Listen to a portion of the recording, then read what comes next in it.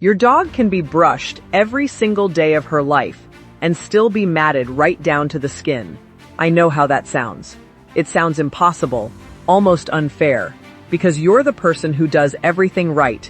You keep the appointments, you buy the good food, you run the brush over her back while the coffee brews and the house is still quiet, and you believe, the way any loving person would believe, that the time you're giving her is the same thing as the care she needs.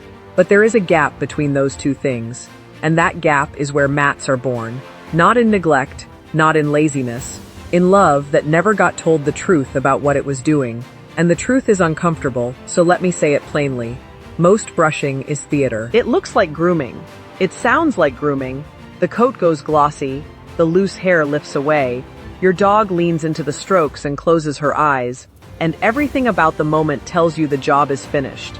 Meanwhile, half an inch below all that shine, in the dark, quiet layer pressed against her body, the hair is turning, strand wrapping strand, friction knitting fiber into fiber, a soft haze becoming a pad becoming a plate pulling at living skin every time she moves, every time she sits, every time she shakes off after a bath, and none of it ever shows on the surface you can see.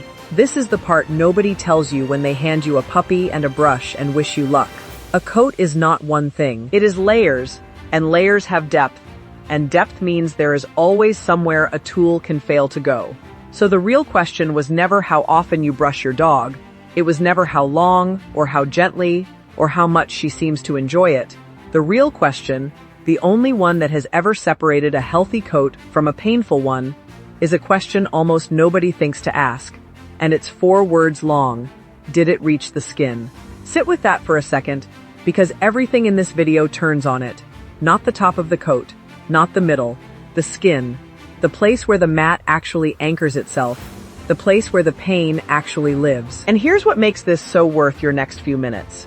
The answer to that question is not decided by your effort, your patience, or your love for your dog. It's decided by an object. A piece of metal and plastic that costs less than a bag of treats.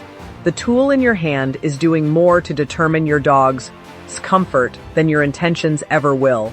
And if the wrong one is in your hand, you can brush faithfully for years and be building the exact problem you're trying to prevent. So we're going to take one dog, one coat, 3 tools, a slicker, a pin brush, and a comb, and we're going to stop guessing. So here's the test. And it's one you can run tonight on your own living room floor. Same dog, same coat, same 20 strokes. We start with the pin brush, because that's the one most people own. Those round-tipped pins spaced wide apart, moving through the outer coat like a comb through a field of tall grass. It feels wonderful. She loves it. The top coat lifts, the guard hairs separate, the shine comes up, and if you stopped here, you would swear on everything you own that this dog was brushed. Then the slicker, fine bent wires packed tight, and now you're finally getting somewhere. You can feel it catching, feel it pulling loose undercoat out in soft clouds, and the pile of hair on the floor grows until it looks like proof. It looks like a job well done. That pile is the most convincing lie in dog grooming, and I want you to remember that sentence. Because now comes the comb, and the comb does not care about your feelings. It doesn't fluff. It doesn't shine. It has one talent, and that talent is honesty. You set the teeth against the skin, at the base of the coat where nothing pretty happens, and you draw it straight out. And this is the moment. This is where the room goes quiet. Because on a coat that was just brushed, visibly, thoroughly, lovingly brushed with 2 different tools, the comb stops.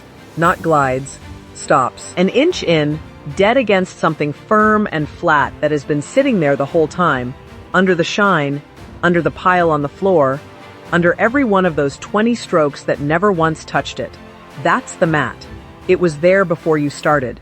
It was there while you worked. Both brushes went over the top of it like a car over a pothole they never felt.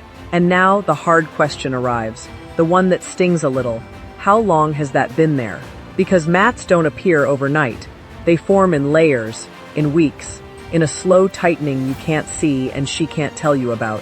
She's been sitting on it, sleeping on it, feeling it tug at living skin every time she stands up, and greeting you at the door anyway, because that's what dogs do. They absorb our blind spots without complaint. This is exactly the ground Dr. Karen Becker has spent a career defending. The idea that real animal care is proactive, not reactive. That our job is to find the problem while it's still small and silent, instead of waiting for the limp, the wound, the emergency that finally makes it visible to us. Grooming is not a beauty routine. It is a physical exam we perform with our hands on a body that cannot describe its own discomfort. And a physical exam that only checks the surface isn't an exam at all. So if the comb stops, and on most dogs it stops, what actually prevents that? The answer is simpler than the industry wants it to be, and it costs less than one groom. 2 tools. That's the whole kit. A slicker brush and a steel greyhound comb. The plain one, medium teeth on one half, fine on the other. The kind that's been sitting in professional grooming kits for 50 years, because nothing has ever improved on it. The slicker does the work. The comb tells the truth. That's the entire relationship, and it changes everything about how you brush, because now you're not brushing until it looks done. You're brushing until the comb says it's done, and those are wildly different finish lines. Here's how it goes. You work in sections. Small ones, palm-sized, starting at the bottom of a leg or the back of a shoulder and moving up. You lift the coat with one hand so you can actually see the skin underneath, and you brush that exposed layer with the slicker at the base, not the top, line by line. Then you set the comb down flat against the skin in that same little section and pull it through. If it glides, that section is finished, genuinely finished, not cosmetically finished. If it stops, you're not done, and no amount of surface strokes will change that. You go back with the slicker, and you work that spot until the comb passes clean. Then, and only then, you move on. That's it. That's the whole method. It's slower on the first pass, and dramatically faster forever after, because a coat that smells actually clear at the skin doesn't have anything left to knit itself together with. And notice what just happened. Your hands are now on every inch of your dog's body, on purpose, in a pattern, every week. You will find the lump before it's a mass.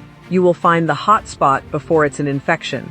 You will find the tick, the scab, the tender place she's been quietly protecting. This is what Dr. Karen Becker keeps trying to give back to us. Not another product, but the posture of a partner who pays attention early, who treats the small and boring things as the real medicine, because that's exactly what they are.